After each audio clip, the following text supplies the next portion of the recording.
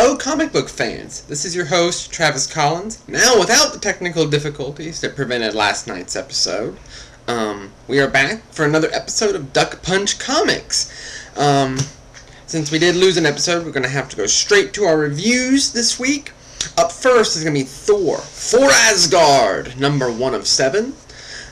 Brightest Day, number 9. Shadowland, number 3. And JSA All-Stars, number 10. Now, like we always do, right to the reviews. Thor, For Asgard, number 1 of 7, by Robert Roddy, with art by Simone Bianchi. Now, with the Thor movie coming out next summer, it's really no surprise that there's been a huge increase in the number of comics with Thor either just in the book or based entirely around Thor. Now, I picked this up primarily because I really like the artist. More on that in just a second. But I was pleasantly surprised that I also enjoyed the story. Now, this opens up with Asgard under siege. This is very much more of a medieval story. Asgard is under siege, and the various realms that Asgard rules are all in a state of rebellion. We find that in this era, Balder, Thor's second-in-command, has been murdered, Loki has run away under suspicion of the murder, and Odin himself has left on a secret mission. This has left Thor in charge.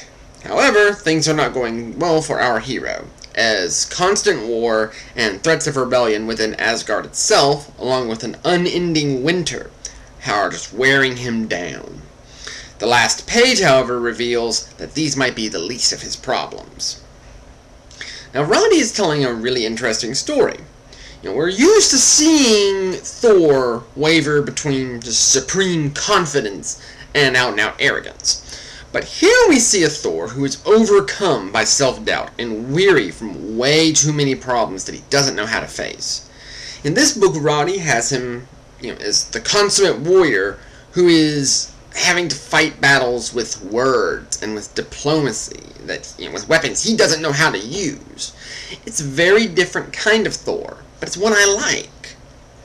Now, Bianchi, the artist, is probably my favorite comic book artist, so he was the main reason I picked this up. However, saying that, I have to admit he is different. So he may not be for everyone. Now, long story short, grab this issue. It's a really good read with superb art. Next up, Brightest Day number 9, written by Jeff Johns and Peter Tomasi, with artwork by Patrick Gleason, Ivan Reis, and Joe Prado. Now, I'm really starting to get irritated with this book. See, we got this amazing issue about a month ago that set everything up for the rest of the series, and since then, it's been slowing all the way back down to the mild clunk of a pace that it had before. Seriously, this is getting ridiculous. This issue focuses on 2 of the characters resurrected at the end of Blackest Night, Aquaman and Martian Manhunter. Aquaman, who has been given the mission by the White Lantern of finding the new Aqualad, discovers that the boy may in fact be the son of one of his most hated enemies. Meanwhile, Martian Manhunter, tasked with burning down a forest, goes to Star City, where a forest has mysteriously sprang up in the heart of the city, and proceeds to try and burn it down, with some very strange results. Now, Johns and Tomasi seem to be just bent on biding their time with this series. All the stuff that happens in this issue could have been told, at least I think, in half the pages it took to tell them.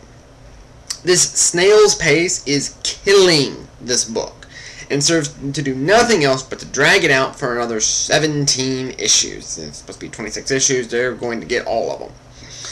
And again, I don't see the point in so many artists working on this title. This is a book that has got to get in gear. You've told us what the 12 are supposed to be doing, so let's see them do it. This holding pattern is serving to only draw out a story and make more money off of people who were already going to buy it, not bring in new fans or anything like that. I don't know what that says about me buying it, but it should say something about this book. Speaking of things that are really irritating, Shadowland number 3. Written by Andy Diggle, with art by Billy Tan. Now, back in Daredevil number 500 and number 501, I was really excited for where things were going with Daredevil. He was a hero pushed too far, a man with nothing else to lose, and the man who was willing to become the villain for the greater good. But this issue of Shadowland completes the utter watering down of that story beyond any hope of redemption. The story picks up with the battle inside of Shadowland, with Moon Knight, Ghost Rider, and the Punisher all joining in on the fun. After the heroes escape, Daredevil decides to kick the crazy train into overdrive, while Master Izo, the man responsible for turning Matt into the leader of the Hand, returns to reveal the whole horrible truth regarding why Daredevil is doing what he is doing. Diggle has done good work in the past, but this ain't it. Not only has he completely neutered what might have been a great story with an overplayed, cop-out cliché, he's also done away with the harumph of the first issue of the series.